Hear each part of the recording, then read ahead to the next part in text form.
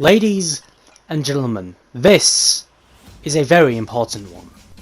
Today, ladies and gentlemen, we will be taking part in the most important match in Salford City history, in my personal opinion anyway, because one of the teams that we will be taking on in today's episode is none other than my club, the Red Devils themselves, Manchester United, baby. Now, obviously, that name has been shoveled, buried into the sand, or whatever kind of ground you would like to use. Sand is just an example that came to my head by the Glazers themselves. But legends of that club, Gary Neville, Paul Scholes, Nicky Butt, the class of '92, currently manage Salford in real life. So this, to me, is a very, very, very important fixture, because beating Manchester United will prove for a fact that the class of '92 could not get the job done,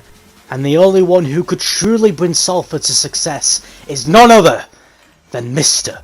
Motor Drive himself. Ah, right, we've also got a game against Liverpool. You know, I know, champions of England, not really that, but not that big of a deal. You know what I mean? It's probably tier 2 stages of a priority for me. But anyway, Handanovic there, starting off with a terrific save, so I bounce back. Here comes Draxler on the ball. Draxler's been phenomenal for us. Over to Paulson. Draxler going in for the shot, but they've got Allison in goal. So, you know, it's going to be pretty hard to get some goal action when playing against the champions of England right now. What is that? What the fuck was that? What the fuck? If that was the other team, that would have ricocheted off the keeper and onto. Oh, well, you know what? It doesn't matter anyway. They've already scored. What?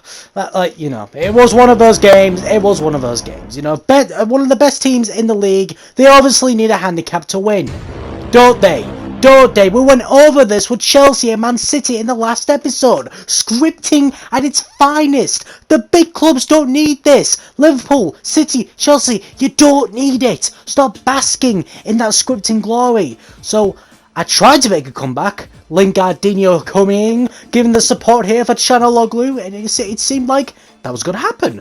A comeback was going to happen. Oh, and what's this? Lingardinho again? Palacios? It's 3-2 now. That's insane. That's insane. It's actually happening. It's actually going to happen. The comeback is once again over. Come on, it's FIFA. Of course you're not going to make a comeback in FIFA. For God's sake. Screwed over once again. Like I said, I'm bad at this game. But come on, man. I know a screw job when I see one. Anyway, we move. We've got a game against Aston Villa next, which I actually go ahead and skip. And as it turns out, we actually get a 2-0 victory here, with Palacios leading the charge, scoring both goals. Palacios, man. One of, if not my favourite player in this game.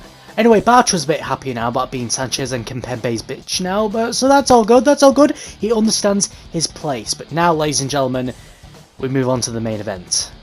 Man United, Salford City, let's bloody do this. I mentioned this in the last episode. If you're looking to make a team from scratch, or just looking for a young player which you can develop into one of the best in the game, this man right here, Palacios, is one of the go-to guys. I feel like he's a really underrated player, and I feel like I have a right to say that, because I've been using this guy in my career mode saves since last year.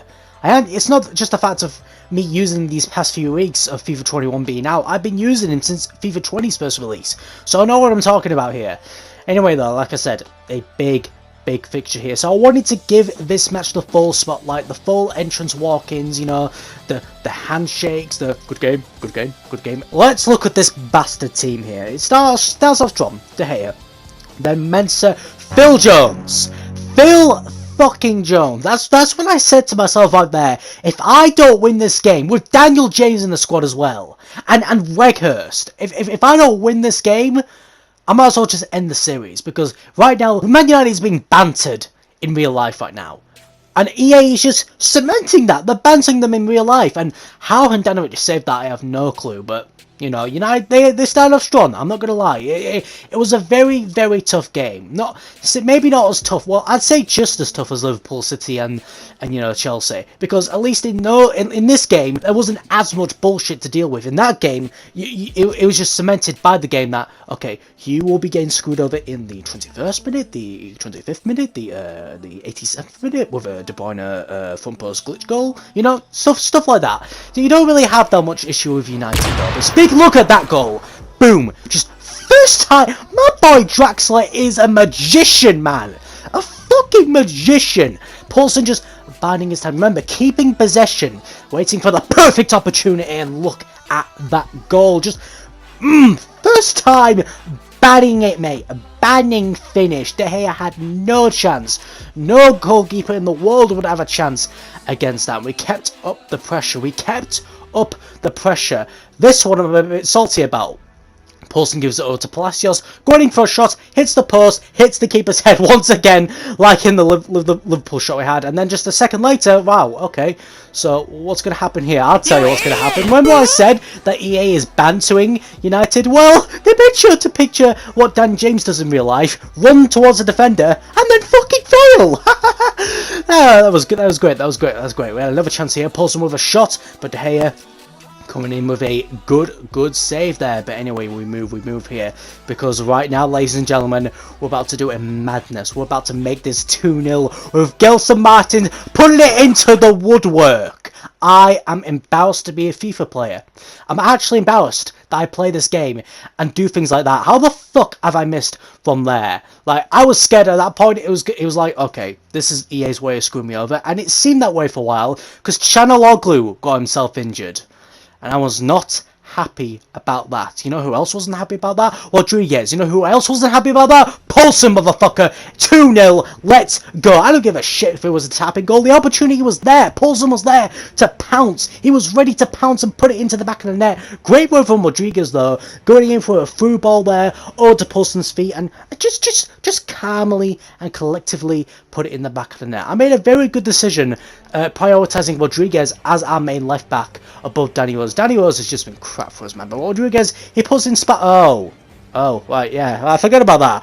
Bruno Fernandes, put them back into the game. So you know what? Palacios not having any of that. Motherfucker, it's 3-1. Just like our hopes and dreams in real life, our hopes and dreams in FIFA have just come crashing down, because it's 3-1. United again got back by Lingardinho as well, and Aero was on the pitch. Two former United players. Oh, but the Lingard being on there just cheering, whilst Phil Jones plays for them. This game has screwed my team over, and I feel so sorry for them. Oh, it's a mad thing, but you know what? I don't care. We needed that victory. Salford 3, Man United 1. We finally got ourselves a big victory after being screwed over by Liverpool, City and Chelsea in quick succession. We finally get some good news, but bad news, everyone. Chanaloglu is going to be out for 2 months. Now, this is bad because, well, however started to go down a bit. He's 31 years old. He was 79 overall when we got him. He's now gone down to a 78.